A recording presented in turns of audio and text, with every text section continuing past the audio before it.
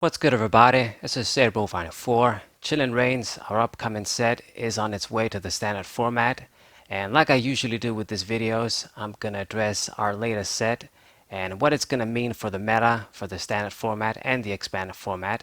But before I get to that, I need to address the Battle Style set a little bit, our previous set. And to be honest, I was pleasantly surprised with Battle Styles.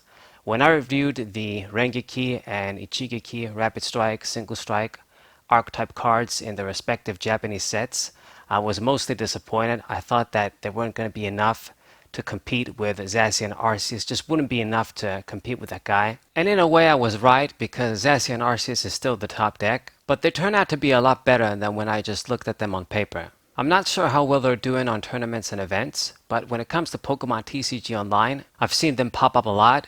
I personally haven't used the single strike cards yet, but I have used Rapid Strike Urshifu VMAX with Octillery, and I have to say I enjoyed my time using it. Hit and switch tank deck with healing, low energy first attack, and you can easily use the 3 energy snipe attack thanks to the double Rapid Strike energy. Metal Box style decks also kind of a thing thanks to Bronzong, and Victini VMAX putting in some work for fire. All in all, a good start for the Single Strike and Rapid Strike archetypes, and the good news, we get more cards for these archetypes in Chillin' Reigns. I said before that it was something that was definitely needed if they're going to become even better. Outside of the archetypes though, this set has a lot more to deliver.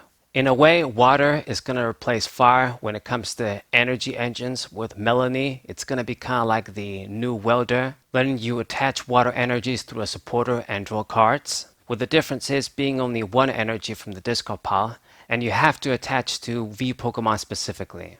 Now, because you can attach to any Pokemon like Welder, it's obviously not going to be as versatile, but Welder is going to rotate out eventually anyway, and this is going to be the closest replacement.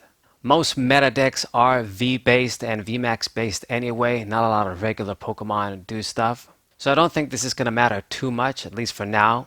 Eventually, when we get the whatever the next rule box type of Pokemon will be, then it is going to matter because you're limited to V Pokemon only. Can attach to GXs, can attach to the new thing after Vs. So Welder is more power creep proof in a way.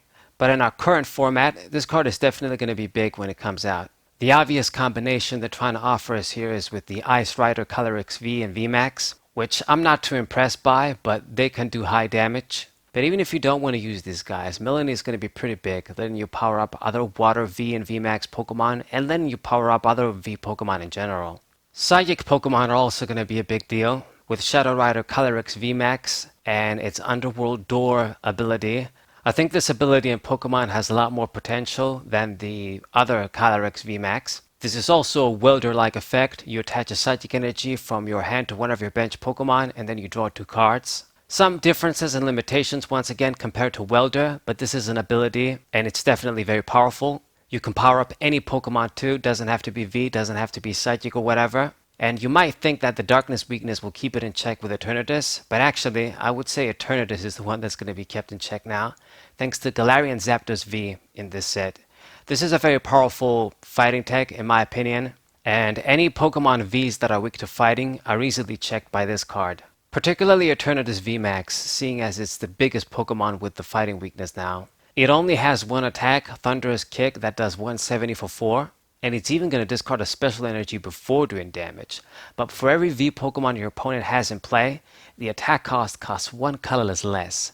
So with just 3 V Pokemon in play, you can do this attack for 1 fighting energy, so 1 for 170. Insane. And of course, this is easily going to take care of Eternatus VMAX in one shot. Even discard like a special weakness energy before you do damage, if they have that on. So I really think this is going to kill off Eternatus VMAX a lot, if not altogether, because it's just very difficult for that deck to play around it. I mean, even if you just try and be bold and just use 1 Crobat V, just play 1 Crobat V down, you've got your Eternatus V, you want to have another one as backup when the first one gets KO'd, so it's like no matter what you do, it's very difficult to play around this ability if you can negate it. So ultimately, it's just a very easy out to finish off Eternatus VMAX, making this Zapdos one of the biggest cards in this set, if not the biggest card to be honest. It really is going to check just any V that's weak to fighting, and it's a very easy Pokemon you can just tech in many decks. So to summarize, this is what I think is going to happen. It's going to be less and less Eternatus VMAX thanks to Zapdos.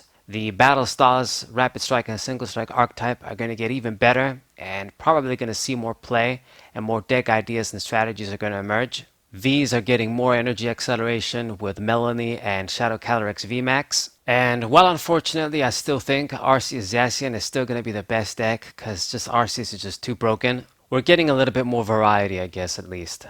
When it comes to Darkness, even though Eternatus VMAX is going to die out, I think, we do get the Galarian Moltres V in this set too, and it has a very good ability letting it grab a Darkness energy. So Darkness Pokemon that aren't weak to fighting, and the ones that are weak to grass and stuff, those are probably going to be better.